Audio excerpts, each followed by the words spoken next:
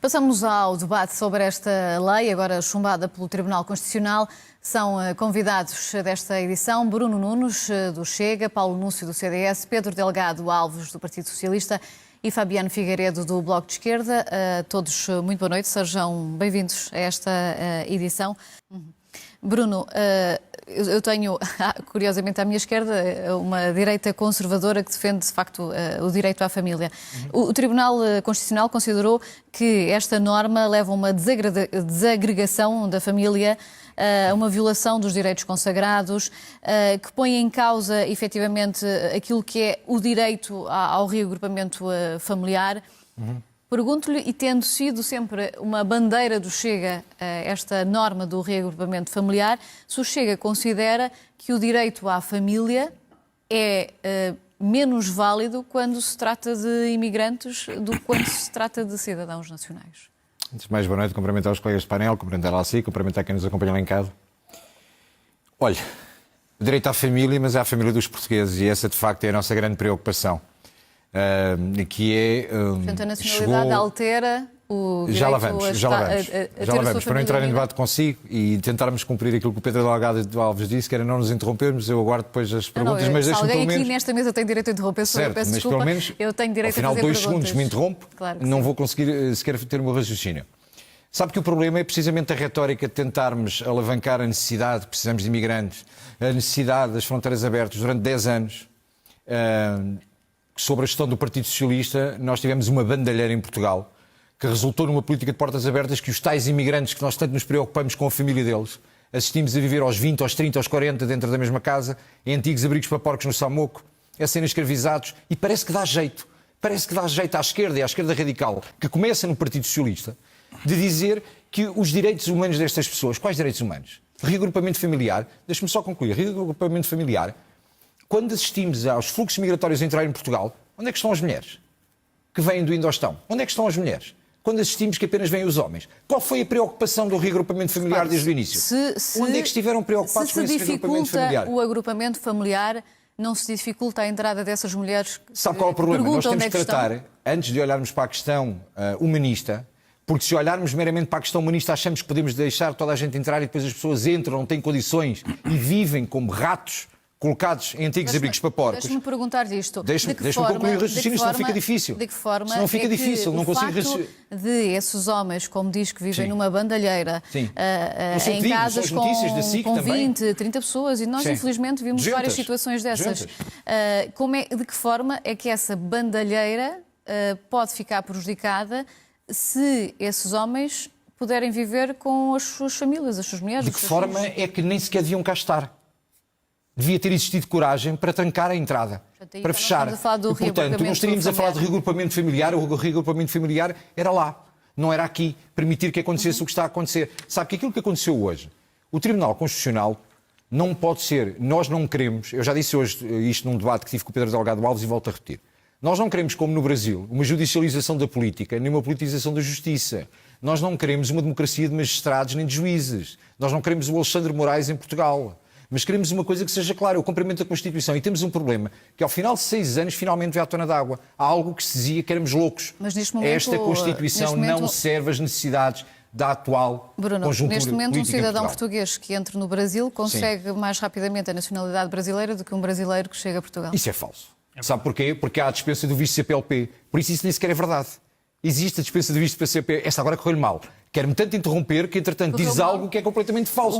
Quem disse ouvir, disse algo errado. Existe a dispensa do visto CPLP. Bruno, vamos criar aqui um acordo que é... O acordo ofensas não existem, eu estou aqui a fazer o meu trabalho. Então tem que me deixar falar, porque tenho estado a interromper 2 em 2 segundos. No auricular, se for vai para eu estar a aprender falar para que é que serve o auricular. Repare, não pode ser esta a postura, faz a pergunta e não deixa responder. Continuar?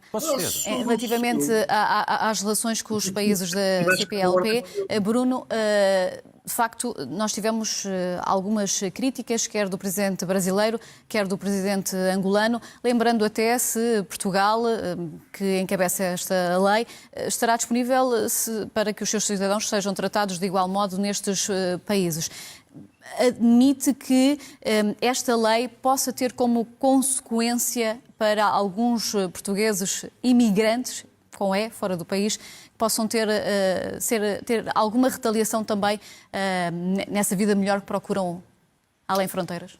Deixa-me fazer aqui um enquadramento para não achar que eu fui injusto consigo, porque depois disse, quando estava a falar com o Fabiano, que estava a falar da nacionalidade. Não falou. A abordagem que fez foi da entrada no país. E o que nós estamos a discutir não é da nacionalidade. Isso é um assunto completamente diferente. Da nacionalidade. A lei da nacionalidade é um assunto que não está em cima da mesa neste momento, que não estamos a discutir. Estamos a falar de um assunto completamente diferente, que é a lei dos estrangeiros, que é completamente disparo. Não tentem misturar os assuntos todos, porque estamos a misturar assuntos e aqui o que estamos a falar é equiparado à dispensa do visto CPLP e não à emissão de nacionalidade, ou à autorização de nacionalidade, ou o conferir a nacionalidade.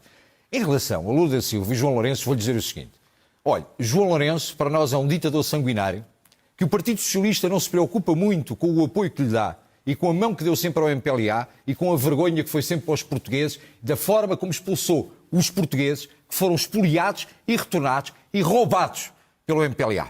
E, portanto, ouvir de alguém que é um ditador que nunca cumpriu sequer o acordo do Alvor de 75, que tinha que obrigatoriamente depois de assinar com os senhores do Partido Socialista. Um acordo que desbarataram o nosso território e que dizia que tinha que obrigatoriamente existir autodeterminação. Nunca existiram eleições livres em Angola. Portanto, de Angola estamos resolvidos, não levamos lições de moral, muito menos acerca de democracia ou do que quer que seja. Foi uma vergonha, inclusive, aquele ditador ser recebido. E quando falávamos ainda hoje num debate, eu e Pedro Delgado Alves, em relação a ditadores e a socialistas que tomam conta dos mercados que não são deles e dos territórios que não são deles, está aí um bom exemplo, não devia ser recebido com pouca circunstância da forma como foi. Quanto a Lula da Silva, quer dizer, já hoje falámos da judicialização da política, de termos um juiz que manda no país e de alguém mas não que vamos é fugir ao tema, portanto, porque independentemente dessas opiniões, quer Lula da Silva, quer o presidente angolano, estão à frente de países onde há milhares de portugueses. Não é por causa de ser que estar à frente do país da Coreia do Norte que eu vou respeitar um ditador. Eu não respeito Nicolás Maduro. Eu não respeito Nicolás Maduro com o Partido Socialista e, no entanto, temos lá portugueses. Portanto, não vamos mostrar as coisas. Nós somos um Estado soberano. Somos um Estado com muitos anos de história. Não 900 anos de história. E, portanto, não quero entrar na questão, não é agora a questão histórica aqui que interessa, nós não temos que levar lições de moral, nem do Brasil, nem de Angola, nem seja de quem for. Sabe que a determinada altura eu ouvi, ainda, olha, acerca dos imigrantes, ouvi recentemente, por exemplo, no bairro do Talude, o embaixador de São Tomé e Príncipe a dizer isto não é Portugal, isto é uma vergonha. Isto foi o que o Bloco de Esquerda, o Partido Socialista colocaram em Portugal, a viver em cima das fezes da maneira como estão. Aquilo é o que querem e não é Portugal, não é o embaixador de São Tomé que tem que resolver este problema em Portugal. O embaixador de São Tomé devia fazer o seu papel de diplomata e devia repatriar e ajudar a repatriar as pessoas que ali estão. Esses exemplos que têm dado de imigrantes que estão em Portugal a viver em más condições são problemas, acima de tudo, de integração. Não, são problemas de terem entrado cá sem condições. De que forma é que essa lei vai contribuir para que quem entra esteja livre dessas condições desumanas? O acordo do Chega com o Governo, com a AD, coloca inclusive em cima da mesa o facto de olharmos para a meritocracia e de capitalizarmos a entrada de imigrantes com, de facto, estatuto que possam ser necessários para Portugal. Meritocracia. Ao invés de se ouvir a esquerda a falar, sempre, hoje se calhar porventura depois de eu falar já nem sequer vão dizer isto, que é sempre a dizer, precisamos de gente para as obras, precisamos de gente para a agricultura, precisamos de gente para as limpezas, é o discurso deles. Nós precisamos de gente com capacidade de trabalho, mas que possa contribuir de facto para a Segurança Social, porque a mentira que dizem constantemente da sustentabilidade da Segurança Social, basta olhar para o relatório do Tribunal de Contas emitido em janeiro, que diz que se continuarmos com esta política de imigração, teremos uma sustentabilidade da Segurança Social a muito curto prazo de tempo, porque estas pessoas também envelhecem, porque estas pessoas também vão precisar do Serviço Nacional de Saúde, que aliás já hoje em dia subcarregam o Estado. Agora o que tem acontecido é colocá-los em gueto, colocá-los em barracas e achar que isto assim vão controlá-los para terem mais votos. Esqueçam. Bruno, de facto esta medida não foi considerada inconstitucional por parte do Tribunal, que privilegia efetivamente quem entra com algum dinheiro para investimento em Portugal. Mostrou aqui grande incómodo quanto à entrada de imigrantes em Portugal, generalizando até que era algo que deveria não acontecer. Não o incomoda estes imigrantes mais abastados? Não, repara-me o seguinte. Primeiro, não me incomoda, não é a questão de... Nós não somos contra a imigração. Nós não queremos a imigração de portas abertas. Olha, ao contrário, por exemplo, este fim de semana, no Expresso, que é um jornal desta casa... Ouvindo a declaração que fez no início... Não, vou dizer. Aparece algo que é uma retórica que tem seguido nesta lógica do debate que eu acho que é grave. Henrique Raposo, que é desta casa, faz um artigo de opinião que diz que damos o visto gold e deixamos os nómadas digitais, que para ele é uma situação tão grave não se querem relacionar com a sociedade como se compararmos isto com um muçulmano radical que não deixa a mulher sair à rua ou um negro que só sabe viver em barracas. Está no título do artigo dele. E o problema é este, é quando comparamos o que não é comparável. É quando tentamos dizer que o princípio da proporcionalidade ou que o princípio da igualdade deve ser visto onde não é igual. O que não é igual deve ser tratado com equidade e não com igualdade. E, portanto, nós temos um autor aqui em Portugal, se tivermos, e o Chega foi sempre muito humanista na questão de colocar que nós queremos uma imigração por cotas. Nós defendemos que existem setores de atividade que precisamos de imigração. E isso é que colocámos em cima da mesa com a AD e que negociámos com o governo da AD de dizer que temos que olhar para as cotas e perceber. Porque depois dizemos, nós chamámos os empresários. Deixe-me colocar outra pergunta, como sabe, estamos mesmo no final e era muito importante, quer para o Paulo Lúcio, quer para o Bruno, que me respondam a esta questão. Como vês, estamos mesmo a terminar, se eu não lhe fizer esta pergunta agora, não teremos tempo. é um descalabro para o próprio governo da AD, por exemplo. Muito obrigada aos quatro.